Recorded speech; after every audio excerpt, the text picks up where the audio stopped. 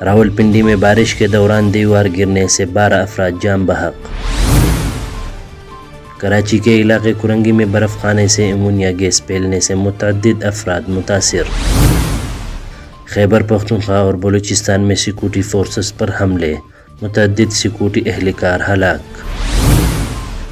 Dubai سے اسلام آباد آنے والا مسافر دوران پرواز دل کا دورہ پڑنے سے انتقال کر گیا۔ پولیس کے مطابق راولپنڈی میں مسلح دار بارش کے دوران پشاور روڈ پر کولڑا کے نزدیک دیوار گرنے سے 12 افراد ملبے تلے دب کر جان بحق ہو گئے۔ حادثے کے بعد ریسکیو ٹیموں نے جائے حادثہ پر پہنچ کر امدادی کارروائی کی اور ملبے تلے دبے افراد کو نکالا۔ کارروائی میں بھاری مشینری کا استعمال بھی کیا گیا۔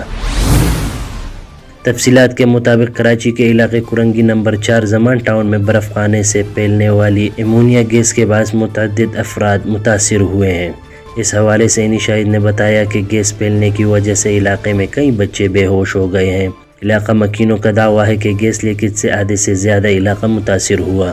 پولیس نے فوری کارروائی کرتے ہوئے آئس فیکٹری کے مالک کو حراست میں لے لیا۔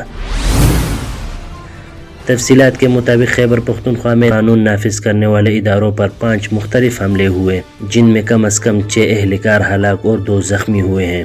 پہلا واقعہ پشاور کے علاقے حیات آباد فیض زون میں پیش آیا، جہاں مسلح افراد نے سٹی پیٹرولنگ پولیس پر دعویٰ بول دیا، جس میں 3 اہلکار ہلاک اور زخمی ہوئے۔ دوسرا حملہ جنوبی وزیرستان کی تحصیل مکین میں ہوا، جہاں رات گئے نامعلوم سمت سے آئی گولی نے پاک فوج کے ایک جوان کی جان لے لی۔ ڈی آئی خان اور باجوڑ ایجنسی میں بھی سیکورٹی فورسز پر حملے ہوئے ہیں۔ ڈی آئی خان میں نامعلوم افراد نے ایک پولیس اہلکار کو نشانہ بنا کر قتل کر دیا، اور باجوڑ ایجنسی میں طالبان نے پاک فوج کے چیک پوسٹ پر حملہ کیا، جس میں ہلاکتوں کی کوئی مصدقہ اطلاعات نہیں ملی۔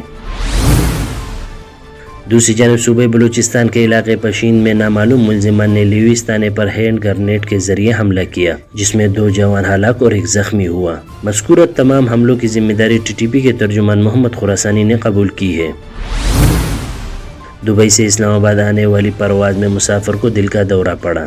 کپتان نے فوری طور پر اے ٹی سی کو اطلاع دی اور میڈیکل ایمرجنسی لینڈنگ کی اجازت طلب کی، جہاں لینڈ ہوتے ہی سی اے اے کے ڈاکٹر نے مسافر کا طبی معائنہ کر کے اس کی موت کی تصدیق کی۔